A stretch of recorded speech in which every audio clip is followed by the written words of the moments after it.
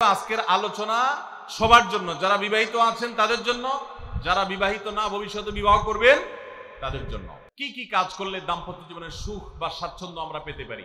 এই দোয়া যেদিন আমি পড়েছি কোরআনে, ওই দিন থেকে আজও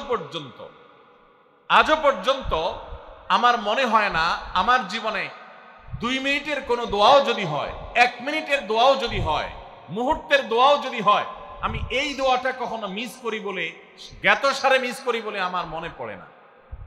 ছাত্র জীবন থেকে শুরু করেছি, আজও পড়ে যাচ্ছি। আলহামদুলিল্লাহ, আল্লাহর কাছে শুকরিয়া আদায় করে আপনাদেরকে বলতে পারি, এই দোয়ার সুফল আমি নিজের চোখে দেখেছি, আমি নিজে ভোগ করছি। টাকা পয়সা এবং সামাজিক অবস্থান দিয়ে মানুষ সুখী হয় না। আমাদের কাছে অনেক মানুষ এসে চোখের পানি ফেলেন, তাদের সামাজিক অবস্থান অনেক মজবুত, তাদের সামাজিক স্ট্যাটাস কল্পনার অতীত, কিন্তু তারা পারিবারিকভাবে সুখী নন। আমানতদারিতার কারণে তাদের প্রাইভেসি রক্ষা করি আমরা, কখনো ইশারাঙ্গিত আমরা তাদের প্রাইভেসি ভঙ্গ হতে পারে সেভাবে বলি না। কিন্তু আমরা রেশিওটা আপনাদের সামনে পেশ করছি এজন্য, আপনারা যারা হাত কসলাচ্ছেন, যারা বেকার যুবক আছেন, যারা স্টুডেন্ট আছেন, যারা মনে করছেন যে টাকা পয়সা কামাই করে বস্তা ভরি, তারপরে আমি বিয়ে শাদী করে ফেললে সুখের সাগরে হাবুডুবু খাবো, আমি এরকম দেশ বিদেশ ঘুরতে থাকবো, এই রঙিন স্বপ্ন যারা দেখছেন তাদেরকে বলছি, বিশ্বাস করুন, সুখের সাথে এই টাকা পয়সা এবং সামাজিক অবস্থানের সম্পর্ক আপনি যতটা আছে মনে করেন, বাস্তবে ততটা নাই। তাহলে কিসের সম্পর্ক? আসুন আমরা সেই জায়গায় চলে যাই। নাম্বার 1, সুখী দাম্পত্য জীবনের জন্য পুরুষ এবং নারী উভয়ের জন্য সর্বপ্রথম এবং প্রধান করণীয় হলো আল্লাহ তাআলার কাছে অনেক আগে থেকে দোয়া করতে থাকা, দরখাস্ত সাবমিট করা যে আল্লাহ, আমার পরিবার, আমার স্ত্রী, আমার অনাগত সন্তান সন্ততি যারা আসবে আমার বংশে, আমার ঘরে, আমার সংসারে, আমার পরিবারে, আল্লাহ আপনি তাদেরকে নেককার, তাদেরকে মুত্তাকিদের ইমাম এবং তাদেরকে এমন মানুষ বানিয়ে দেন যেন তারা চক্ষু শীতলকারী হয়। আপনাদেরকে একটা দোয়া শিখাতে চাই, অনেকে হয়তো জানেন, সূরা ফুরকানের 74 নম্বর আয়াত। সূরার নাম কি বলেছি? ফুরকান। আয়াত নম্বর কত বলেছি? 74। আমার বুঝজ্ঞান হইছে থেকে নিয়ে ছাত্র জীবনে যখন আমি অনেক ছোট ছিলাম, এই দোয়া যেদিন আমি পড়েছি কোরআনে, ওই দিন থেকে আজও পর্যন্ত আমার মনে হয় না আমার জীবনে 2 মিনিটের কোনো দোয়াও যদি হয়, 1 মিনিটের দোয়াও যদি হয়, মুহূর্তের দোয়াও যদি হয়, আমি এই দোয়াটা কখনো মিস করি বলে, জ্ঞাতসারে মিস করি বলে আমার মনে পড়ে না। ছাত্র জীবন থেকে শুরু করেছি, আজও পড়ে যাচ্ছি। আলহামদুলিল্লাহ, আল্লাহর কাছে শুকরিয়া আদায় করে আপনাদেরকে বলতে পারি, এই দোয়ার সুফল আমি নিজের চোখে দেখেছি, আমি নিজে ভোগ করছি। এজন্য আপনাদেরকে আমি বলতে চাই, বিবাহিত হন কিংবা অবিবাহিত হন, আপনার দাম্পত্য জীবনের সুখের জন্য সর্বপ্রথম এবং প্রধান করণীয় হলো এই দোয়া।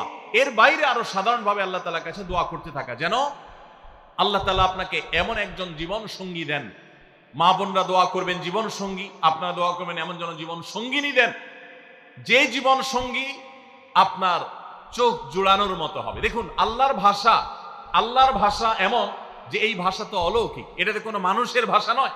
দোয়ার ভাষ্য লক্ষ্য করেন, আল্লাহ শিক্ষা দিচ্ছেন আমাদেরকে, রব্বানা হাবলানা মিন আজওয়াজিনা ওয়া যুররিয়াতিনা কুররাতা আয়ুন। হে আমাদের রব, আমরা আপনার কাছে এমন স্ত্রী চাই, এমন সন্তান চাই, এমন পরিবার চাই, যেই পরিবারের সদস্য, আমার স্ত্রী, আমার সন্তানরা আমার নয়ন জুড়াবে, আমার চোখ জুড়াবে, এরকম মানুষ চাই। একটু ভাষাটা লক্ষ্য করুন। আমরা সাধারণত দোয়া করলে কি চাই? আমরা এক একটা দিক চাই।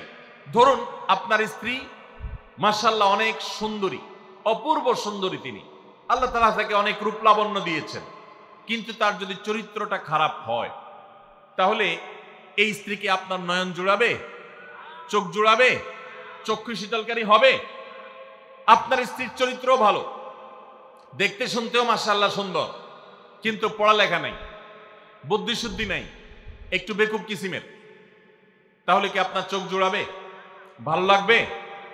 আপনার স্ত্রী শিক্ষা দীক্ষাও আছে, জ্ঞান গরিমায় মাশাআল্লাহ তিনি ভালো, রিচ, সমৃদ্ধ, আবার চেহারা সুন্দর, আবার তার মধ্যে তার চরিত্রের সমস্যা নেই, কিন্তু সমস্যা কি? সমস্যা ধরুন তার ভিতরে এমন রোগ আছে, শারীরিক রোগ, যেই রোগের কারণে আপনার জন্য সেটা বড় কঠিন পরিস্থিতির মুখোমুখি হতে হয়। ধরেন দুরারোগ্য কোনো ব্যাধি আছে, মরণ ব্যাধি আছে, এমন কোন রোগ আছে যেটার কারণে আপনাকেও সাফার করতে হয়। তাহলে এই স্ত্রী কি আপনার চোখ জোড়াবে? ঠিক একই কথা স্বামীর ক্ষেত্রেও প্রযোজ্য, সন্তানের ক্ষেত্রেও প্রযোজ্য। আল্লাহ তাআলা এমন একটা শব্দ শিক্ষা দিয়েছেন, দেখুন, আল্লাহর কাছে চাইতেও জানতে হয়। উল্টাপাল্টা দোয়া করলে দোয়া পূরণ হয়ে যাবে, কবুল হয়ে যাবে, কিন্তু আপনার কাজ হবে না। অনেক যুবক আছে আল্লাহর কাছে দোয়া করে, আল্লাহ বেশি না, লাখ 5 টাকা চাই। কত? লাখ 5।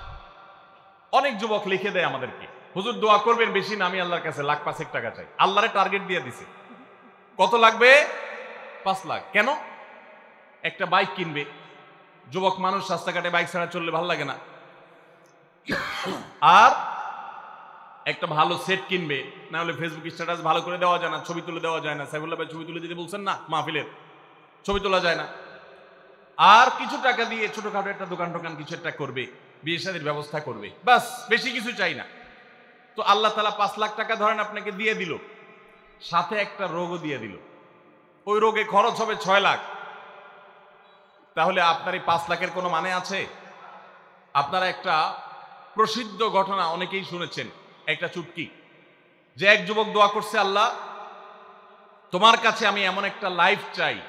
বিশেষ করে বেকার যুবকরা এগুলো বেশি দোয়া করে, আল্লাহ তোমার কাছে এমন একটা লাইফ চাই, বেশি কিছু না, যে লাইফে 2 হাত ভর্তি টাকা থাকবে আর আশপাশে শুধু নারী আর নারী থাকবে, এরকম একটা লাইফ চাই। তো আল্লাহ তাআলা তার দোয়া কবুল করে ফেলছে। দোয়া কি করছেন? কবুল করে ফেলছে। দোয়া কবুল করছেন কিভাবে? দোয়া কবুল করে তাকে আল্লাহ তাআলা এমন একটা বাসের কন্ট্রাক্টর বানিয়ে নিছেন, যে বাসটা হলো মহিলা বাস। চারপাশে শুধু নারী আর নারী, সব মানুষের, আর হাত ভর্তি টাকা আর টাকা সব বাস মালিকের। দোয়া কিন্তু কবুল হয়ে গেছে। তো আল্লাহ তাআলার কাছে উল্টাপাল্টা দোয়া করলে কি হয় দেখছেন? দেখুন, দাম্পত্য জীবনে সুখের জন্য দোয়া কিভাবে করতে হবে আল্লাহ শিখিয়ে দিয়েছেন। রব্বানা হাব লানা মিন আজওয়াজিনা ওয়া যুররিয়াতিনা কুররাতা আয়ুন। আল্লাহ, আমার পরিবারের সদস্যরা যেন এমন হয় যে তাদেরকে দেখলে আমার নয়ন জুড়িয়ে যাবে। অর্থাৎ নয়ন জোড়াতে হলে সব দিক থেকে পারফেক্ট হতে হবে, সব দিক থেকে ভালো হতে হবে, তখনই তো দিল জুড়াবে। ওয়াজআলনা লিল মুত্তাকিনা ইমামা। আর আমাদের সবাইকে, গোটা পরিবারকে আপনি মুত্তাকিদের ইমাম বানায় দেন, সৎ মানুষ বানায় দেন। কারণ সৎ যদি না হয়, আল্লাহভীরু যদি না হয়, তাহলে কখনো তাদের মাধ্যমে আপনি সুখ শান্তি পেতে পারেন না। তাহলে প্রথম করণীয় দাম্পত্য জীবনের সুখের জন্য, সুখী দাম্পত্যের জন্য আল্লাহর কাছে দোয়া করতে থাকা। সূরা ফুরকানের ৭৪ নম্বর আয়াত, এর পাশাপাশি আরো যত আয়াত আছে, অথবা সাধারণভাবে আপনি আল্লাহর কাছে, আল্লাহ আমি ভালো সঙ্গী যেন পাই, সেজন্য দোয়া করতে থাকবো। আল্লাহ আমাদেরকে তৌফিক দান করুন। নাম্বার 2, জীবন সঙ্গী নির্বাচনের ক্ষেত্রে দিনদারিতাটাকে অগ্রাধিকার দেওয়া। কোনটাকে অগ্রাধিকার দেওয়া? ধার্মিকতাকে অগ্রাধিকার দেওয়া। নবী করিম সাল্লাল্লাহু আলাইহি ওয়াসাল্লামের প্রসিদ্ধ একটা হাদিস আপনারা অনেকে শুনেছেন। তিনি বলেছেন, তুনকাহুল মারআতু লিআরবা। 4টি জিনিস দেখে সাধারণত মেয়েদেরকে বিয়ে করা হয়, বা মেয়েরা ছেলেদেরকে বিয়ে করে। 4টি জিনিস। সে 4টি জিনিসের একটি হলো লিমালিহা। সাধারণত পয়সা করে দেখে বিয়ে করা হয়। অনেক ছেলে ফেলে আছে দেখবেন, ছেলে ফেলে কি, মুরব্বীরাও আছেন অনেকে, যে ছেলে বিয়ে করার জন্য পয়সাওয়ালা বাপের মেয়ে খুঁজে। আছে না নেই? পয়সাওয়ালা বাপের মেয়ে খুঁজে। কত যুবক যে এই পর্যন্ত চিরকুট লিখে পাঠিয়েছে আমাদের কাছে, যে হুজুর বেকারের জন্য কেউ মেয়ে বিয়ে দিতে চায় না।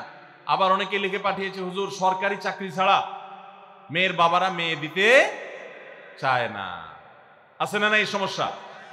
তো নবী সাল্লাল্লাহু আলাইহি ওয়াসাল্লাম বলেছেন, সম্পদ দেখে অনেকে বিয়ে করে, আবার অনেকে রূপ লাবণ্য চেহারা ছবি দেখে বিয়ে করে, অনেকে সামাজিক অবস্থান প্রতিপত্তি বংশমর্যাদা দেখে বিয়ে করে, আর অনেকে দিনদারিতা ধার্মিকতা দেখে বিয়ে করে। নবী সাল্লাল্লাহু আলাইহি ওয়াসাল্লাম বলেছেন, ফাজফার বিজাতিদ দ্বীন। তোমরা বিয়ের ক্ষেত্রে এই ধার্মিকতা দেখে বিয়ে করে সেই বিয়ে তোমরা সফল হওয়ার চেষ্টা করবে, কারণ এটাই হলো সুখের মূল চাবিকাঠি। আপনার স্ত্রী, আপনার স্বামী, আপনার জীবন সঙ্গী সঙ্গিনী যদি নেককার হন, আল্লাহভীরু হন, তার যদি কোনো একটা জায়গায় সারেন্ডার করার জায়গা থাকে তো আপনি নিশ্চিত থাকতে পারেন তাকে নিয়ে আপনি সুখে থাকবেন। আর যদি সে আল্লাহর কাছে নিজেকে সারেন্ডার না করে, আল্লাহর কাছে নিজেকে আত্মসমর্পণ না করে, মুত্তাকি না হয়, আল্লাহ ভীরু না হয়, তাহলে তাকে দিয়ে আপনি কখনো প্রকৃত সুখ সন্ধান করতে পারবেন না। এজন্য ভাইরা, দাম্পত্য জীবনের সুখের জন্য দ্বিতীয় গুরুত্বপূর্ণ বিষয় হলো জীবন সঙ্গীর সঙ্গে নির্বাচন করার ক্ষেত্রে অন্য যাই থাকুক আর না থাকুক ধার্মিকতা আছে কিনা এটা দেখতে হবে। এটা যদি দেখেন তাহলে সেক্ষেত্রে ইনশাআল্লাহ আপনি সুখী হবেন। ধার্মিকতার আবার সংজ্ঞা কি? এখানে মুশকিল হলো আজকাল মেয়েদের বোরকা পরলেই মনে করা হয় ধার্মিক, ছেলেরা নামাজ পড়তেছে মনে করা হয় ধার্মিক। এইটুকুই শুধু ধার্মিকতার সংজ্ঞা নয়। ধার্মিকতার সবচেয়ে বড় সংজ্ঞা হলো কোরআন এবং হাদিসের সামনে সে নিজেকে আত্মসমর্পণ করে কিনা, সে সারেন্ডার করে কিনা, আল্লাহর নির্দেশ পেয়েছে, রাসূলের নির্দেশ পেয়েছে, আল্লাহর নিষেধাজ্ঞা রয়েছে, সেই জায়গায় সে থেমে যায় আর সে আগে বাড়ে না, নিজেকে সমর্পণ করে দেয়, মাথা নত করে ফেলে। এরকম যদি হয় তাহলে সেই ছেলে নিয়েও সুখী থাকবেন, সেই মেয়ে নিয়েও সুখী থাকবেন। আমি বিশেষ করে মেয়ের বাবারা যারা নিজের মেয়ে বিয়ে দেওয়ার জন্য সরকারি চাকরিজীবী খুঁজেন, পয়সাওয়ালা খুঁজেন, বিভিন্ন বড় বড় পদে থাকা মানুষগুলোকে খুঁজে বেড়ান, আমি তাদেরকে বলি আপনার মেয়ের জন্য ফজরের নামাজের সামনের কাতারে থাকা যুবকগুলোকে খুঁজে বের করেন। এই যে যুবকরা চিৎকার করছে সবাই ফজর নামাজ পড়েন, আল্লাহ সব যুবককে ফজর নামাজ জামাতের সাথে পড়ার তৌফিক দান করুন। ভাইরা আমার, যেই ছেলে আল্লাহকে ভয় করে, যেই ছেলের ভিতরে কোরআন এবং হাদিসের কাছে আত্মসমর্পণ করার মতো মানসিকতা আছে, এই ছেলে আর যা হোক তার স্ত্রীকে কখনো কষ্ট দিবে। যেই মেয়ে কোরআন হাদিসের কাছে নিজেকে সমর্পণ করেছে, কোরআন হাদিস যেহেতু স্বামীকে শ্রদ্ধা করতে বলে, এই মেয়ে কখনো স্বামীর প্রতি অশ্রদ্ধা করবে না। অতএব দাম্পত্য জীবনের অনেক গুরুত্বপূর্ণ একটা পয়েন্ট হলো এটা যে আপনি তার রূপ লাবণ্য, সামাজিক অবস্থান, সম্পদ, পয়সা কড়ি এগুলো দেখেন বা না দেখেন, প্রধান বিবেচ্য বিষয় হবে তার ধার্মিকতা। এটা যদি দেখেন ইনশাআল্লাহ দেখবেন যে আপনি সুখে থাকবেন। আল্লাহ তাআলা আমাদের সবাইকে এই দিকটাকে বিবেচনা করে আমাদের দাম্পত্য জীবনকে গড়ে তোলার তৌফিক দান করুন। তৃতীয় যে পয়েন্টটি বলতে চাই তা হলো দাম্পত্য জীবনের সুখের মূল মন্ত্র হলো সবর এবং শুকর। সবর এবং আমাদের দেশে সর্বস্তরে, শুধু দাম্পত্য জীবনে না, সব ক্ষেত্রে বেসবরি, ধৈর্যহীনতা, অসহিষ্ণুতা এটা এমন পর্যায়ে চলে গেছে, আপনারা পত্রিকার পাতা খুললেই দেখবেন যে বিয়ে বাড়িতে চিংড়ি মাছ দেওয়া হয়েছে সাইজ একটু ছোট, সেজন্য মারামারি হয়ে শুধু বিয়ে ভাঙছে তা নয়, 2-4 জন মারাও গেছে। শুনেন না আপনারা? মানে তা 4-5 দিন আগে নিউজ দেখলাম যে বিয়ের অনুষ্ঠানে সামান্য একটু কথা কাটাকাটিকে কেন্দ্র করে মেয়ের ভগ্নিপতি না খুব নিয়ারেস্ট একজনকে পিটিয়ে মেরেই ফেলেছে। ভাইরা আমার, এই ধরনের ঘটনা আপনারা শুনেন না? ঘরে ঘরে অসহিষ্ণুতা এবং ধৈর্যহীনতা। আমি একটা কথা প্রায় বলি, আপনারা কি জানেন কিয়ামতের ময়দানে আল্লাহর কাছে বান্দা কোন আমল করলে হিসেব ছাড়া জান্নাতে যাবে? জানেন কেউ? বলতে পারেন কেউ? ভাই, আল্লাহর কাছে হিসেব দিয়ে জান্নাতে যাওয়া কি সহজ কাম না কঠিন কাজ? আরে আল্লাহর কাছে তো অনেক দূরের কথা।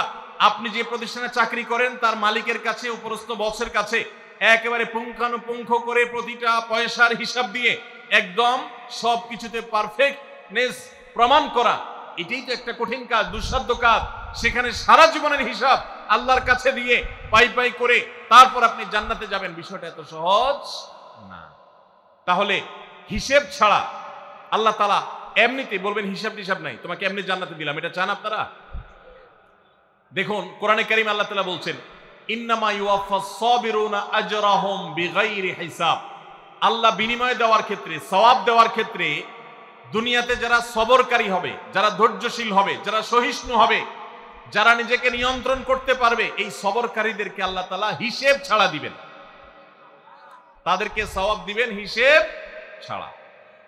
তাহলে আপনি যখন আপনার কর্মস্থলে থাকবেন আপনাকে ধৈর্য ধারণ করতে হবে। আপনি যখন পাবলিক পরিবহনে উঠবেন আপনার মাথা ঠান্ডা রাখতে হবে। আপনি যখন আপনার বাসা বাড়িতে থাকবেন আপনার মাথা ঠান্ডা থাকতে হবে। মাথা গরম হয়ে যায় যাদের, হট মেজাজ যারা, কথায় কথায় মাথা গরম হয়ে যায়, ধৈর্যহীন হয়ে যায়, যেখানে সেখানে গন্ডগোল বাধায় দেয়, মারামারি বাধায় দেয়, ধৈর্য সহ্য বলতে কিছু নেই, এই লোকগুলো কিন্তু এই সৌভাগ্যবান মানুষদের কাতারে শামিল হতে পারবে না। ঠিক একইভাবে দাম্পত্য জীবনে সুখী হতে হলে সবর এবং শুকর, এই দুইটা মূল মন্ত্রের কোনো বিকল্প পথ খোলা নেই। সেটা স্বামীর জন্য প্রযোজ্য, স্ত্রীর জন্য প্রযোজ্য। স্বামী হিসাবে আপনি স্ত্রীর অনেক অনিয়মতা দেখতে পাবেন, অনেক কিছু দেখতে পাবেন। আপনার আকাঙ্ক্ষা, আপনার চাহিদা, প্রত্যাশার বিপরীত আপনাকে সবর করতে হবে। ভাইরা আমার, আমাদের প্রিয় নবী সাল্লাল্লাহু আলাইহি সাল্লামের দাম্পত্য জীবনে কিন্তু টুনটান সমস্যা হয়েছে। আপনারা মনে করতে পারেন নবী সাল্লাল্লাহু আলাইহি সাল্লামের ঘর, ওনার স্ত্রীগণ সাহাবী, তারা উম্মুল মুমিনিন আমাদের মা, এত মর্যাদাবান মানুষ, তাদের আবার ঝামেলা হয়েছে। ভাই, দাম্পত্য জীবনে টুকটাক সমস্যা তাদেরও হয়েছে। প্রিয় নবী সাল্লাল্লাহু আলাইহি সাল্লাম নিজে একদিন বাসা ছেড়ে মসজিদে নববীতে এসে মন খারাপ করে বসেছিলেন, তিনি বাসায় যাচ্ছেন না, অভিমান করে। ওমর রাদিয়াল্লাহু তাআলা আনহু বিষয়টা বুঝতে পেরে, তার মেয়ে যেহেতু নবী সাল্লাল্লাহু আলাইহি সাল্লামের স্ত্রী, তিনি সেখানে গিয়ে ভেতরে প্রবেশ করে তার সাথে কথা বলে তথ্য উদ্ঘাটন করে সেটা মিটমাট করার ব্যবস্থা করেছেন। স্বয়ং নবী করিম সাল্লাল্লাহু আলাইহি সাল্লামের জামাতা, ইসলামের চতুর্থ খলিফা আলী রাদিয়াল্লাহু তাআলা আনহু, তার মতো এত মর্যাদাবান মানুষ, তার ঘরে স্ত্রী হিসাবে আছেন কে? মুহাম্মদ সাল্লাল্লাহু আলাইহি সাল্লামের মেয়ে, জান্নাতে নারীদের সর্দার ফাতিমা রাদিয়াল্লাহু তাআলা আনহা। এত বড় মানুষ তারা, স্বামী স্ত্রী দুইজন, দুই দিককার নেতৃত্বে, একজন যুবকদের নেতৃত্ব দিবে, আরেকজন জান্নাতি যুবতীদের, নারীদের নেতৃত্ব দিবে। এত বড় মর্যাদাবান মানুষ, তাদেরও দাম্পত্য জীবনে কিন্তু টুনটান হয়েছে। একবার আলী রাদিয়াল্লাহু তাআলা আনহু এসে মসজিদে টানটান হয়ে শুয়েছিলেন মাটিতে, মনটা খারাপ, ঘরে একটু হালকা ঝামেলা হয়েছে, তো এই জন্য মসজিদে নববীতে এসে মাটিতে শুয়ে আছে। নবী করিম সাল্লাল্লাহু আলাইহি ওয়াসাল্লাম দেখে বুঝতে পেরেছেন, টের পেয়ে গেছেন যে কিছু একটা হয়েছে বাসায়।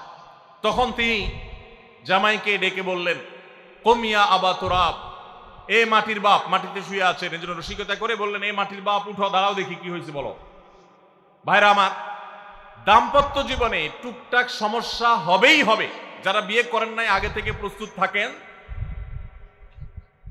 বুকে পিঠে ছালার বস্তা সব বেঁধে রেডি থাকেন।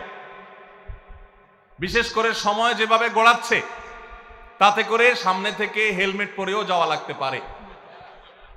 শুধু যাওয়া না, বাসায় ঢোকার সময় বাইক থেকে নামার পর হেলমেটটা আগে খুলবেন না, আগে যা বুঝবেন পরিস্থিতি কি, তারপর হেলমেট খুলবেন। বুঝেন নাই? দাম্পত্য জীবনে টুকটাক সমস্যা হবেই, এটা প্রত্যাশিত। মনে রাখবেন, এই জিনিসটা যদি আপনি আগে থেকে মাথায় রাখেন, তাহলে আপনার কষ্ট অনেকখানি দূর হয়ে যাবে। আমরা অনেকে আকাশ থেকে নেমে পড়ি। কি বলে, এত বড় সাহস, এই কথা বলতে পারে? কেন ভাই আশ্চর্য হচ্ছেন কেন? এর চেয়ে বেশি কথা বলতে পারে।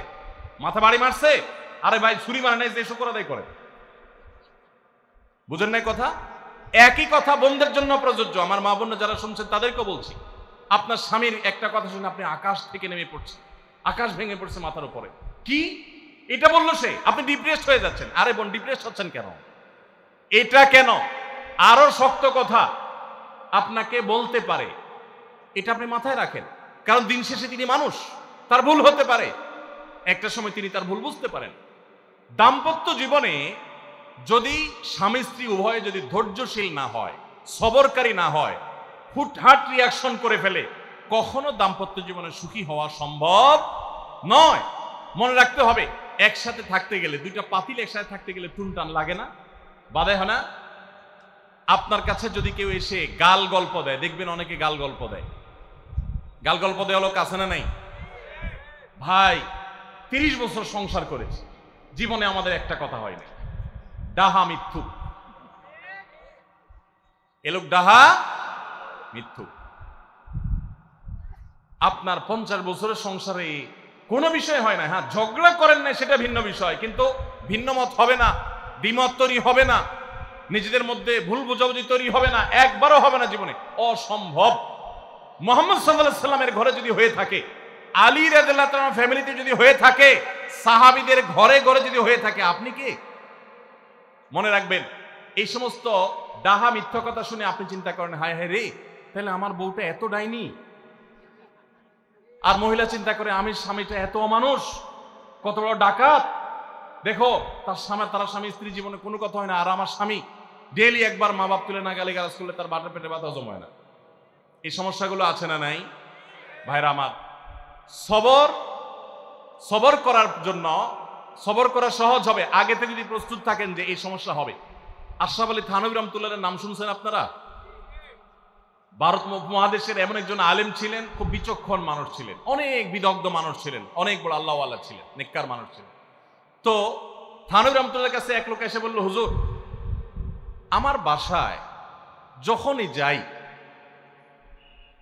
দরজাটা খুলতে দেরি, আমার মাথার উপরে আকাশ ভেঙে পড়তে দেরি নেই। যেটাই করি, বাজার করে এনে তার হাতে দিলেও রাগ, রাখলেও রাগ, আমার সাথে সারাদিন শুধু ঘেউ ঘেউ করে, হুজুর আর সহ্য করতে পারি না। আমারে কোনো দোয়া দুরুদ আমল শিখাই দেন যে আমার এই বাসার অত্যাচারটা যেন থামে। তো থানিম রহমতুল্লাহ বললেন যে শোনো, তোমার একটা বুদ্ধি শিখাই দেই, দোয়া দুরুদ না।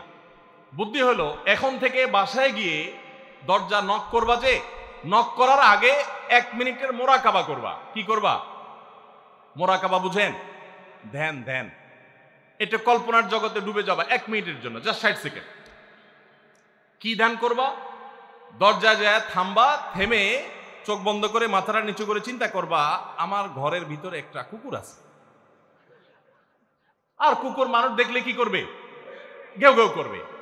অতএব এটাতে আমার রাগ হওয়ার তো কিছু নাই। কুকুর কেন ঘেউ ঘেউ করছে এটা, অতএব এটা আমি মাথায় কিছু নেব না, ইগনোর করব। কুকুর থাকলে কুকুর তো ঘেউ ঘেউ করবেই, এটা চিন্তা করে এরপরে বিসমিল্লাহ পড়ে নক করবা। তো এই বুদ্ধি অনুযায়ী পরের দিন আসছে বাসা, আগে 1 মিনিট মোরাকাবা করছে, এরপরে দরজা নক করছে। যথারীতি দরজা খোলার পরেই শুরু হয়ে গেছে যুদ্ধ, ইউক্রেন রাশিয়া, এখন ইসরায়েল ইরান। যুদ্ধ শুরু হয়ে যাওয়ার পর এই লোক অন্যান্য দিন সেও টুকটাক রিয়াকশন করে, হাতাহাতি, বকাবকি, দুই পক্ষ থেকে টুকটাক হামলা পাল্টা হামলা হইতো। কিন্তু আজকে সেই লোকটা আর হামলা টামলা তার করা দূরের কথা, উল্টা সে মিটমিট করে হাসতেছে এবং একটা পর্যায়ে আর নিয়ন্ত্রণ করতে না পারে ফিক করে হাসেই দিছে। এবার বউ চিন্তা করতেছে কাহিনী কি, কারণ যারা ঝগড়া করে তাদের সাথে পাল্টা ঝগড়া না করলেও কিন্তু মেজাজ গরম হয়। কদিন আগে শুনছেন না পত্রিকা যে এক মহিলা স্বামীরে ডিভোর্স দিছে, কেন? কারণ স্বামী ঝগড়া করে না। কদিন আগে পত্রিকা দেখছে। এই মহিলা যখন দেখছে স্বামী হাইসা দিছে, সে এবার ঝগড়া টগড়া থামায়া বলতেছে, ঠান্ডা মাথা বলতেছে, কাহিনী কি বলো তো, তুমি হাসতেছো কেন? বল না না কিছু না কিছু। সে তো বলবে না। স্বামী মনে করছে হয়তো অন্য কোনো কাহিনী আছে, কোনোভাবে উদ্ধার করতে পারে নাই। পরের দিন আবার সেম কাহিনী, আবারও হেসে দিচ্ছে।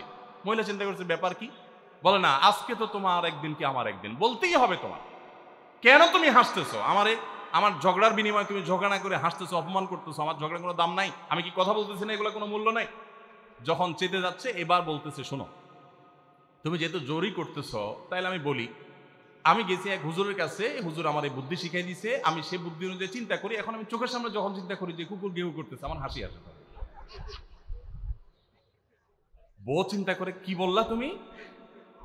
তাহলে তুমি এই মনে করো আমারে?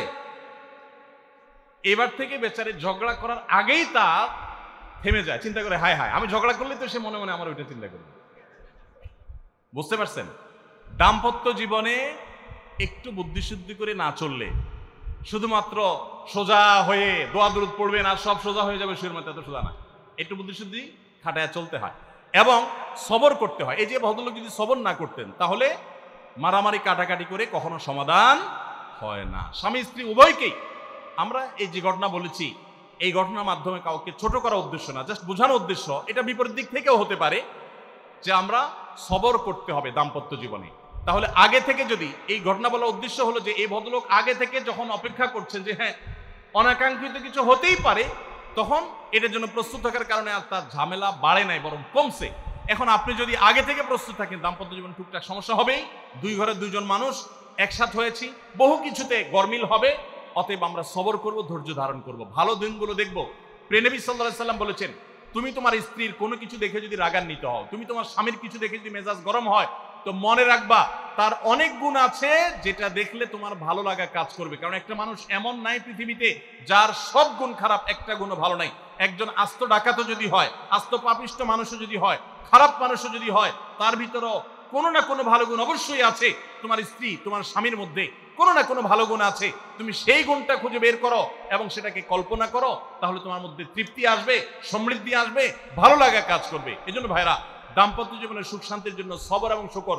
শকর হলো যে যা পেয়েছি আলহামদুলিল্লাহ, এর চাইতে যদি খারাপ কিছু হতো, এর চাইতে যদি মন্দ কিছু হতো। অনেক বোনরা আমাদের কাছে আসেন, আমরা তাদেরকে বলি, দেখুন আপনার স্বামীটা হয়তো অমানুষ, সে আপনাকে গালিগালাজ করে কিন্তু চরিত্রহীন না।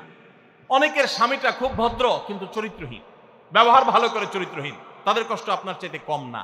অনেকের স্বামী খুব ভদ্র কিন্তু বেকার, 2 পয়সা কামাই করতে পারে না, সারাদিন ঘরে বসে বসে খায় আর শ্বশুরবাড়ি থেকে যৌতুক এনে না খায়, নিশ্চয় আপনি তার চাইতে ভালো আছেন। মানুষ এভাবে যখন ভালো দিকগুলো চিন্তা করবে তখন তার ভিতরে শকর আসবে। তাহলে দাম্পত্য জীবনে সুখ শান্তির জন্য তৃতীয় করণীয় হলো সবর এবং শকরের চর্চা করা। আল্লাহ আমাদের সবাইকে তৌফিক দান করুন।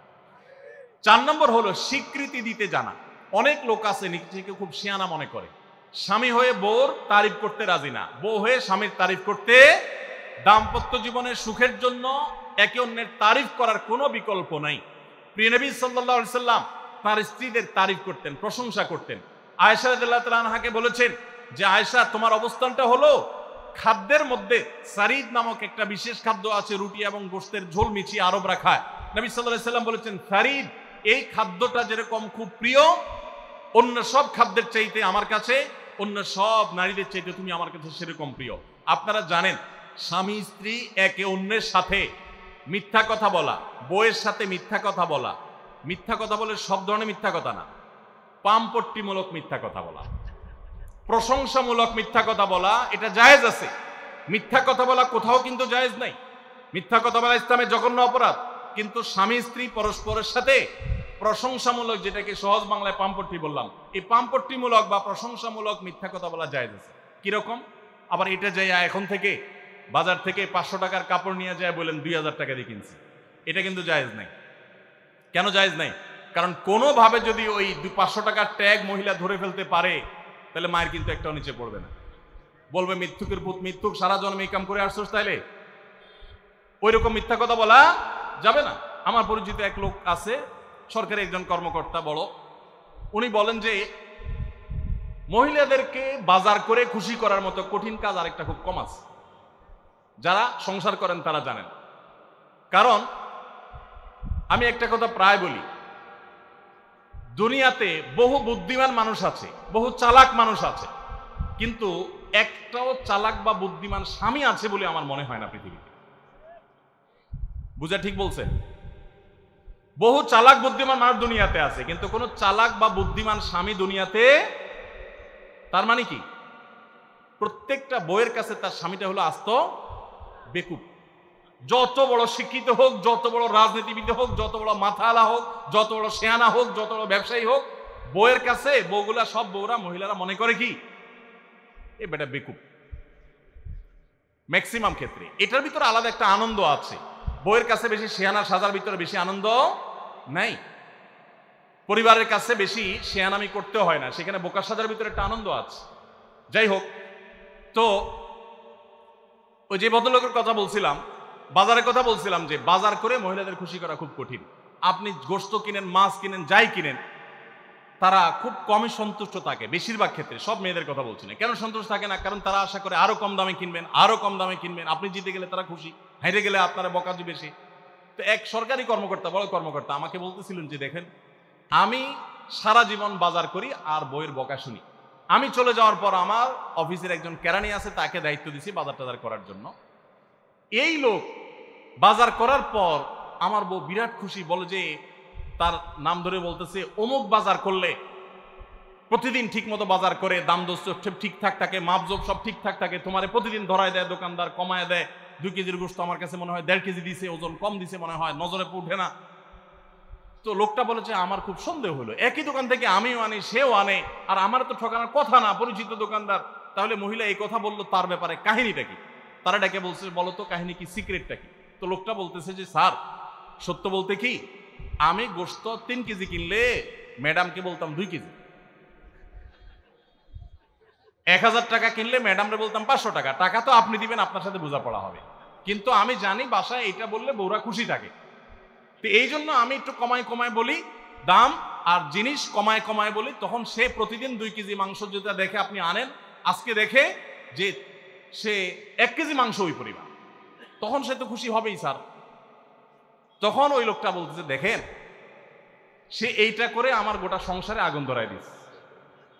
তো এইভাবে মিথ্যা কথা বলা কিন্তু জায়েজ নাই। কোন মিথ্যা কথা বলা জায়েজ আছে? ধরেন আপনি আপনার বউরে বললেন, দেখো তুমি চাঁদের চাইতেও সুন্দর। কিসের চাইতে সুন্দর? ভাই চাঁদের চাইতে উজ্জ্বল মানুষ হয় সম্ভব? ডাহা মিথ্যা কথা না? কিন্তু এই মিথ্যা কথা বলা কি আছে? জায়েজ আছে।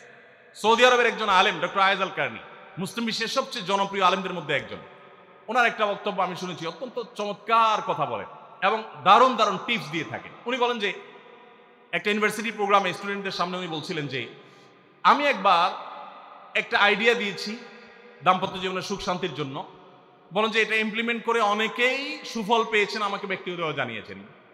টিপসটা কি? টিপসটা হলো উনি বলেন যে বাসায় ঢুকে মাঝে মধ্যে, সবসময় করলে আবার মাইর ধরে খাবেন, যখন দেখবেন বউয়ের মুড টুট ভালো আছে, বাসায় ঢুকে আস্তে করে লাইটের সুইচটা অফ করে দিবেন। তখন বলবে কি ব্যাপার, লাইট বন্ধ করলা কেন? তখন বলবেন যে দেখো, বাসায় আসলে তোমার চেহারার উজ্জ্বলতা থাকলে আর এই লাইটটার দরকার হয় না।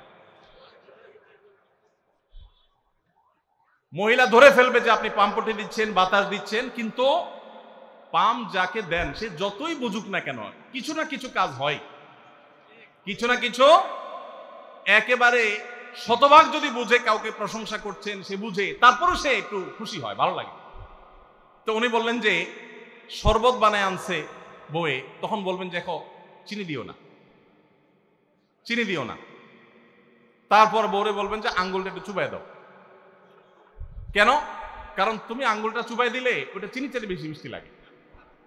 এই যে কথাগুলো, এই কথাগুলো আসলে সত্য কথা না। তো এই টাইপের কথা স্বামী স্ত্রীর মধ্যে মিথ্যা হলেও সেটা কি আছে? জায়েজ আছে। ভাইরা আমার, এই জন্য দাম্পত্য জীবনে সুখ শান্তির জন্য একে অন্যকে ভালোবাসা, প্রশংসা করতে জানা, বিশেষ করে স্বীকৃতি দিতে জানা, ভালো গুণগুলোর কথা বলা, এটা হারিয়ে গেছে। অনেকে মনে করে যে না, ভালো গুণ বললে মাথায় উঠবে, এটা ভুল। মাথায় উঠবে সেটা ব্যালেন্স করার জন্য আপনাকে অন্য কাজ করতে হবে, কিন্তু তাহলে প্রশংসা করতে কার্পণ্য করা যাবে না, স্বীকৃতি দিতে হবে। 5 নম্বর হলো দাম্পত্য জীবনের সুখ শান্তির জন্য একে অন্যের যে কনসার্নের জায়গাগুলো আছে, ইস্যুগুলো আছে, এগুলোকে মাথায় রেখে চলতে হয়। যেমন আপনি স্বামী হিসাবে বউয়ের বাপের বাড়ির মানুষদের বদনামি থাকলেও করবেন না। তারা কৃপণ, তারা অনেক সমস্যা আছে, এগুলো থাকলেও বউয়ের কাছে করবেন না। কারণ কোনো মেয়ের কাছেই নিজের বাপ মা, নিজের ভাই বোনের কোনো দোষ শুনতে ভালো লাগে। আপনি তার কাছে বললে সমাধান হবে না, তো বরং অশান্তি বাড়বে। তাহলে কি লাভ? আপনি এগুলো ভেতরে ভিতরে রাখেন, সবকিছু বলতে চান না। এবং তাদের পারলে আরো প্রশংসা করেন যে আমার শাশুড়ির রান্নাটা খুব ভালো, মাশাআল্লাহ, আমার শ্যালকের এই গুণটা খুবই ভালো, আমার শ্যালিকার ওই গুণটা ভালো। যত বেশি তার বাপের ভাই তারিফ করবেন, দেখবেন যে আপনার ঘর পুরাই শান্তি। ঠিক একইভাবে মা বোনরা যারা আছেন, তারা স্বামীদের দুর্বল পয়েন্টগুলোকে মাথায় রাখবেন। যে কথা বললে স্বামী স্ত্রী উভয় জানেন যে যেটা বললে তার মনে কষ্ট হয়, সেটা তাকে বলবেন না। অনেক মহিলা আছে বাহিরের রান্নার তারিফ শুনলে তার মাথা নষ্ট হয়ে যায়, আছে না নেই? যে ঘরে এসে বাহিরের রান্নার তারিফ শুনতে চাই না। তাহলে বাইরের রান্না ভালো হইলেও এগুলোকে ভালো বলবেন না, চুপচাপ থাকবে, মিথ্যা বলার দরকার নেই। তাহলে এই বিষয়গুলো মাথায় রেখে চলা, যে কি বললে তার কষ্ট হয়, ইনশাআল্লাহ এতে দাম্পত্য জীবনে সুখ শান্তি হবে। এর পাশাপাশি 6 নম্বর হলো সময় দেওয়া। আজকাল দাম্পত্য জীবনের সবচেয়ে বড় সমস্যা হলো, তরুণ বন্ধুরা ভালো করে শুনে রাখেন, বিয়ে যারা করবেন ভবিষ্যতে আরো ভালো করে শুনে রাখেন, এই মোবাইল ফোন আমাদের দাম্পত্য জীবনকে ধ্বংস করার অন্যতম কারণ। অতএব আল্লাহর ওয়াস্তে মোবাইলগুলোকে নিয়ন্ত্রণ করেন, মোবাইলগুলোকে নিয়ন্ত্রণ করেন। বাসায় ঢোকার আগে মোবাইলের গলা চিপে বন্ধ করেন, এরোপ্লেন মোড করেন। ফ্যামিলিকে একান্তে কিছু সময় দেন। সারাক্ষণ খাচ্ছেন মোবাইল টিপতে টিপতে, ওই যে কৌতুক আছে না, যে মোবাইল টিপতে টিপতে খাচ্ছে, খায়া ডাইল মনে করে পানি ঢেলে নিছে পাতে। খাওয়ার সময় এবার চিন্তা করতে বলতেছে যে কি দিয়ে রান্না করছো, লবণ দাও না ডাইলে, আসলে ঢেলে নিছে কি পানি। তো মোবাইল টিপতে টিপতে যদি মানুষ সংসারে স্বামী স্ত্রী একে অন্যের সাথে সময় কাটায়, তাহলে দাম্পত্য জীবনে অশান্তি নিশ্চিত। যত অশান্তি এবং যত ঝগড়া, যত ভুল বোঝাবুঝি আমাদের ফ্যামিলিগুলোতে হয়, এর অন্যতম প্রধান কারণ হলো এই মোবাইল এডিকশন, মোবাইল আসক্তি। স্বামী বলেন স্ত্রী বলেন উভয় একান্তে স্বামী স্ত্রী বাসা বাড়িতে তো অবস্থান যতদিন করবেন, ব্যবসা বাণিজ্য, কাজ কাম, আল্লাহর হস্তে, এগুলো সব জমা রেখে তারপর স্বামী স্ত্রী এক অন্যকে সময় দিবেন, ইনশাআল্লাহ দাম্পত্য জীবনের সুখ শান্তি আসবে। 7 নম্বর পয়েন্ট হলো, যেটা আমি একটু আগে বলে ফেলেছি, সেটা হলো অন্যের সুখের মিথ্যা গল্প শুনতে যাবেন না। অর্থাৎ আপনার কাছে কেউ যদি বলে দোস্ত বলিস না, তোর ভাবি তার রান্না, তার আচরণ, এই যে গল্পগুলো দিবে না, এগুলো শুনবেন না। সাথে সাথে বলবেন যে বেটা হয় চাপাবাজি করতেছে, আর না হলে শয়তান এগুলো আমাকে শোনাচ্ছে, আমাকে অশান্তি সৃষ্টি করবার জন্য। মহিলাদের ক্ষেত্রে এটা প্রযোজ্য। যে অনেক মহিলা এসে বলবে, ভাবি আপা কি বলবো, আর আপনার ভাই এত কেয়ারিং, কি যে যত্ন করে আমারে, আমার দিক খুব খেয়াল রাখে, একটু সমস্যা হতে দেয় না, বাইরে গেলে একটু পর পর ফোন দিয়ে মেসেজ দিয়ে খবর নেয়। বুঝবেন যে সাক্ষাৎ শয়তান হাজির হয়ে গেছে। এই লোক হয়তো সৎ উদ্দেশ্যে বলছে, কিন্তু শয়তান তাকে দিয়ে বলাচ্ছে আপনাকে অশান্তিতে ফেলার জন্য। মনে রাখবেন, যারা নিজেদের তারিফ করে তারা হয়তো পজিটিভ মানুষ দেখে তারিফ করে, তাদের সংসারে এমন এমন অশান্তি হয় যেগুলো হয়তো আপনাদের হয় না, শুধুমাত্র শয়তান ওইগুলো আপনার সামনে হাজির করছে। খবরদার, ওইগুলো দেখে খুব সহজেই একে অন্যের প্রতি জাজমেন্ট করতে যাবেন না। তাহলে দাম্পত্য জীবনে সুখ শান্তির জন্য অন্যের সুখের মিথ্যা গল্প শুনতে যাবেন না। যদি সত্য গল্পও হয় তবুও মনে রাখবেন যে হয়তো সে একটা দিক তুলে ধরছে, তাদের আরো চ্যাপ্টার আছে সেটা তারা তুলে ধরছে না, তাদের চাইতে আমরা আলহামদুলিল্লাহ কম সুখে নেই। নিজেদের পজিটিভ গুলো দেখার চেষ্টা করবেন। 8 নম্বর, ক্ষমা করতে শেখা। দেখুন, ক্ষমা করতে না পারলে দাম্পত্য জীবনে কেন, কোন জীবনে আপনি কখনো সুখী হতে পারবেন না। সবকিছুকে অনেক বড় করে দেখবেন না, অনেক কিছুকে ক্লোজ করবেন, ছোট করবেন। এবং মনে রাখবেন, আল্লাহ তাআলা ক্ষমাশীলকে ভালোবাসেন। কোরআনে আল্লাহ তাআলা একাধিক জায়গা বলেছেন, যারা ক্ষমা করে আল্লাহ তাদেরকে ভালোবাসেন। আপনি যদি বলেন যে কতবার ক্ষমা করব, যতবার আপনি আল্লাহর কাছে ক্ষমা আশা করেন, আপনি আপনার স্ত্রীকে, আপনি আপনার স্বামীকে, আপনার জীবন সঙ্গীকে, যে কোনো মানুষকে ততবার ক্ষমা করবেন। আপনি জীবনে একই পাপ কতবার করেন, আল্লাহ মাফ করবেন আশা করেন না, তাহলে আপনার আল্লাহর বান্দাকে কেন আপনি ক্ষমা করবেন না? বিধায় ক্ষমা করা এটা শিখতে হবে। কখনো কোনো ভুল হয়েছে বুঝতে পারলে পণ্ডিতি না করে সাথে সাথে ভুল স্বীকার করা জানতে হবে, যে হ্যাঁ এটা আমি ভুল করেছি। হ্যাঁ, এটা স্বীকার করলে সে একটু মাথায় উঠে যাবে, সে একটু লাই পেয়ে যাবে, পাক। কিন্তু এটা একটা ভালো গুণ, পরবর্তীতে এটাকে ব্যালেন্স করতে পারবেন অন্যভাবে। ভুল স্বীকার করবেন। মেয়েদের সাথে বিশেষ করে যখন ঝগড়াঝাটি হয়, কোনো কিছু হয়, মনে করেন ঝগড়া তুমুল আকারে চলে গেছে, এখন আপনার স্ত্রী আপনার মৃত্যুদণ্ড জারি করবেন, জাস্ট এটা বাকি আছে। এই টাইমটাতে আপনি যদি চান যে এই রাগের পারদকে পাতাল থেকে মুহূর্তের ভিতর, আমি আকাশ থেকে মুহূর্তের ভিতরে পাতালে নামায় আনবো, আগুনের সাথে সাথে পানি করব, একটা বুদ্ধি, একটা কাজ করবেন, সাথে সাথে পানি হয়ে যাবে। সেটা কি? এতক্ষণ যা তর্ক করছেন, এখন বলেন যে আসলে তুমি ঠিক বলছো, আমারটা ভুল, ব্যাস দেখবেন যে আগুন পানি হয়ে গেছে সাথে সাথে। তো ভুল স্বীকার করতে পারে, এটা শুধু স্বামীরা না, স্ত্রীদের ক্ষেত্রে একই কথা প্রযোজ্য। এটা অনেক বড় একটা গুণ, বিশেষ করে ক্ষমা করতে পারা। ক্ষমা করতে যারা পারে না তাদেরকে আল্লাহ ভালোবাসেন না। আল্লাহ তাআলা বলেছেন যে আল্লাহ তাআলা ক্ষমাশীল মানুষদেরকে ভালোবাসেন। বিধায় আমরা ক্ষমা করতে শিখবো ইনশাআল্লাহ। 9 নম্বর হলো, শয়তান যে সমস্ত জায়গাতে ধোঁকা দেয় এই জায়গাগুলোকে ক্লিয়ার রাখা। যেমন একটা পয়েন্ট বলি, স্বামী স্ত্রীর মধ্যে কিছু কিছু জিনিস প্রাইভেট থাকতে পারে। আপনার স্ত্রী আপনার শ্বশুরবাড়িতে ফোনে কথা বলেছে, কি বলেছে, আম্মা তোমার সাথে কি বলেছে, তোমার আব্বা কি বলেছে, তোমার ভাই কি বলেছে, ব্যক্তিগত বিষয়গুলো খুব বেশি খোঁচাখুচি করে জানতে যাবেন না। এগুলো জানতে গেলে অশান্তি হবে।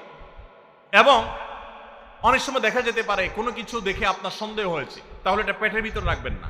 আবার খারাপভাবে উপস্থাপন না করে সুন্দরভাবে উপস্থাপন করেন যে আমার কাছে এরকম মনে হয়েছে, তাতে সাময়িক ঝগড়া হোক, কিন্তু আপনি ক্লিয়ার হয়ে যাবেন এবং নিজেদের মধ্যে কোনো ঝামেলা থাকবে না। শয়তান বিশেষ করে ওয়াসওয়াসা, কুমন্ত্রণা, সন্দেহের রোগ দিয়া দাম্পত্য জীবনে সবচেয়ে বেশি অশান্তি তৈরি করে। এজন্য সন্দেহকে কোনো স্থান দিবেন না। যখনই সন্দেহ আসবে বুঝবেন যে শয়তান এটা সৃষ্টি করছে। সর্বশেষ 10 নম্বর হলো, শাসন করার যদি কখনো দরকার হয়, স্বামী হোক আর স্ত্রী হোক বা সাধারণ মানুষের ক্ষেত্রে এটা প্রযোজ্য, রাগের মাথায় কখনো শাসন করবেন না। শাসন করতে হলে মাথা গরম হয়ে গেছে একটু সবর করবেন, ঠান্ডা মাথায়, শীতল মাথায় তারপরে শাসন করবেন। যখন রাগ উঠছে তখন কিছু বলতে যাবেন না। আপনার রাগ উঠছে আজকে, আপনি নিয়ত করেন আগামী 24 ঘন্টা পর এটার আমি বিচার করব, একটা বিহিত করব, এটার আমি কিছু একটা করে ছাড়বো।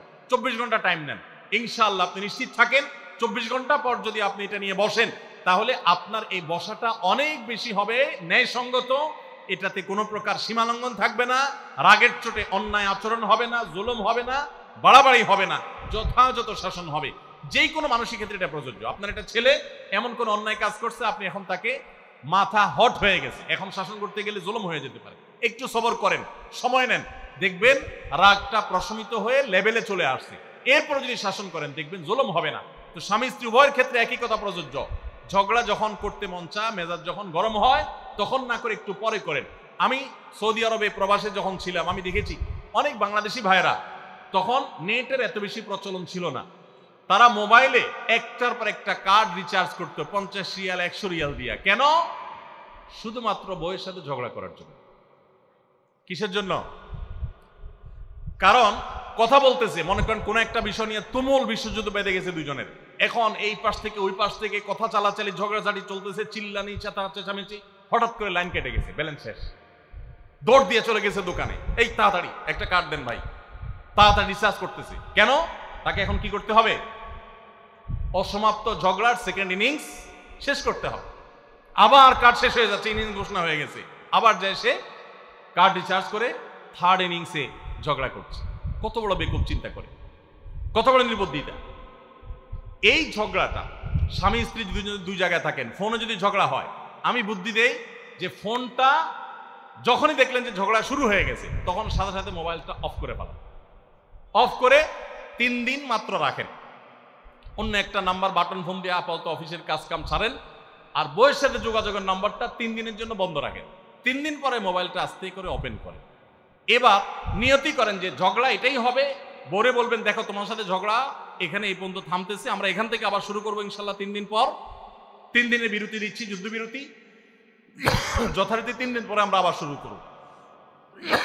3 দিন পরে যদি শুরু করেন, আমি তো দায়িত্ব নিয়ে বলতে পারি, লিখিত দিতে পারি আপনাকে, 3 দিনের পর যখন আবার নতুন করে শুরু করবেন, ইনশাআল্লাহ দেখবেন আগের ঝগড়ার যে দুইজনের একজনেরও আর কিছুই নেই। এখন বউরে যদি বলেন 3 দিন পরে ফোন দিয়ে বলেন হ্যাঁ বলো তুমি জানি কি বলতেছিলা, দেখবেন যে আর কথা খুঁজে পায় না। আর আপনিও যদি বলেন যে হ্যাঁ আমি জানি কি বলতেছিলাম, দেখবেন এখন ঝগড়া করে জুত পাবেন না, গিয়ার একেবারে নরমালে চলে আসছে। এই জন্য ভাইরা, রাগ যখন হয় ওই টাইমটাতে ঝগড়াঝাটি করতে হয় না, তাহলে সেক্ষেত্রে দাম্পত্য জীবনে অশান্তি থেকে অনেকখানি বাঁচা যায়। যে ঠিক আছে আমরা ঝগড়া করবো, এ বিষয়ে আমরা এখন কথা বলবো না, কালকে কথা বলবো, একটু অপেক্ষা করেন, উভয়ের জন্য সেখানে কল্যাণ থাকবে।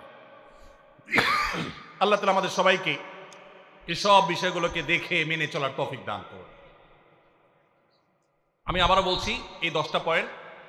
নাম্বার 1, দাম্পত্য জীবনের সুখ শান্তির জন্য আল্লাহ তাআলার কাছে অনবরত সূরা ফুরকানের 74 নম্বর আয়াতে যে দোয়াটা আছে, রব্বানা হাব লানা মিন আজওয়াজিনা ওয়া যুররিয়াতিনা কুররাতা আয়ুন ওয়াজআলনা লিল মুত্তাকিনা ইমামা, এই দোয়া এছাড়া সাধারণভাবে আল্লাহর কাছে দোয়া করতে থাকে, আল্লাহ জীবনে যেন সঙ্গী হিসেবে যাকে পাবো সে যেন আল্লাহ ভীরু হয়, মুত্তাকি হয়, ভালো মানুষ হয়।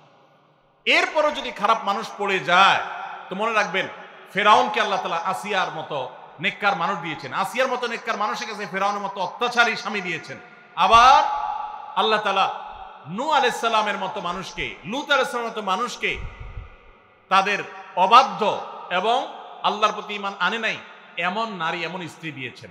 অতএব পরীক্ষা হিসাবে নেবেন, কিন্তু দোয়া করতে থাকবেন। নাম্বার 1 হলো দোয়া করতে থাকা। 2 নম্বর হলো জীবন সঙ্গী নির্বাচনের ক্ষেত্রে ধার্মিকতাকে সবকিছুর উপরে প্রাধান্য দিবেন। ধার্মিকতা থাকলে বাকি সবকিছুতে কম্প্রোমাইজ করবেন, এক্ষেত্রে কম্প্রোমাইজ করবেন না।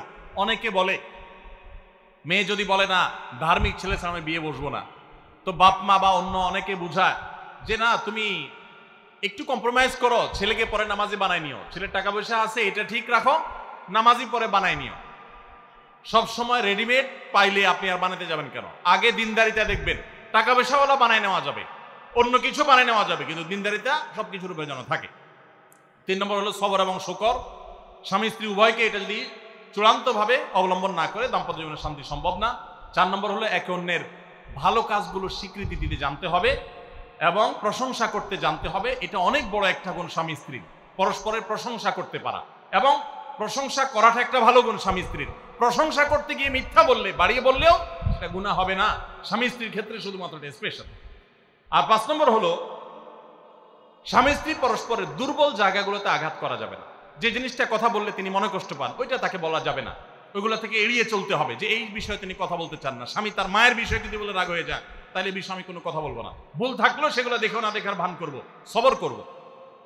আর 6 নম্বর হলো স্বামী স্ত্রী একে অন্যকে সময় দিবেন। সময় যদি দেন, এখন মহিলারাও সময় দেয় না, পুরুষরাও সময় দেয় না, এই জন্যই ভুল বোঝাবুঝি তৈরি হয়, দূরত্ব তৈরি হয়। এখন ভালোবাসা আদান প্রদান করার জন্য SMS, হোয়াটসঅ্যাপ, মেসেঞ্জার, বিভিন্ন রকমের যোগাযোগের মাধ্যম আছে, ফোন আছে, ভিডিও কল আছে। এত মাধ্যম থাকা সত্ত্বেও ভালোবাসা কম। এর অন্যতম কারণ হলো যে সবকিছু এখন অনলাইন করে ফেলছি আমরা, একান্তে একে অন্যকে আমরা সময় দেই না। সময় দেওয়াটা হলো একটা বড় কাজ। 7 নম্বর হলো অন্যের সুখ শান্তিতে আছে, তাদের ঝগড়াঝাটি হয় না, তারা একে অন্যের প্রতি খুব কেয়ারি, এই সমস্ত গল্প শুনে, মিথ্যা গল্প কিংবা সত্য গল্প শুনে প্রতারিত হতে যাবেন না। মনে রাখবেন, আপনি তার চাইতে অনেক দিক থেকে সুখে আছেন, সেটা হয়তো আপনার মাথায় আসছেন, আপনি খুঁজে বের করেন, নিশ্চয়ই অনেক সুখের পয়েন্ট আল্লাহ আপনাকে দিয়ে রেখেছেন। আর 8 নম্বর হলো একে অন্যকে ক্ষমা করতে জানতে হবে, কোনো কিছু ভুল হলে স্বীকার করতে জানতে হবে। 9 নম্বর হলো একে অন্যের প্রতি সংশয় করা, সন্দেহ করা রোগ থেকে বেঁচে থাকতে হবে। সন্দেহ করা খুবই খারাপ জিনিস এবং সন্দেহের সূত্র তৈরি হতে পারে, সেই পথগুলো বন্ধ করে ফেলতে হবে। আর 10 নম্বর হলো যদি একে অন্যের কোনো ভুল সংশোধন করতেও হয়, রাগের মাথায় সেটা করা যাবে না, বরং ঠান্ডা মাথায় করতে হবে। ঠান্ডা মাথায় যখন একটু ফ্রেশ হবেন, নর্মাল হবেন, তারপরে করতে হবে ইনশাআল্লাহ, তাহলে ব্যালেন্স হবে এবং জুলুম হবে না। আল্লাহ তাআলা আমাদের সবাইকে সুখী দাম্পত্য জীবন নসিব করুন, বলুন আমিন।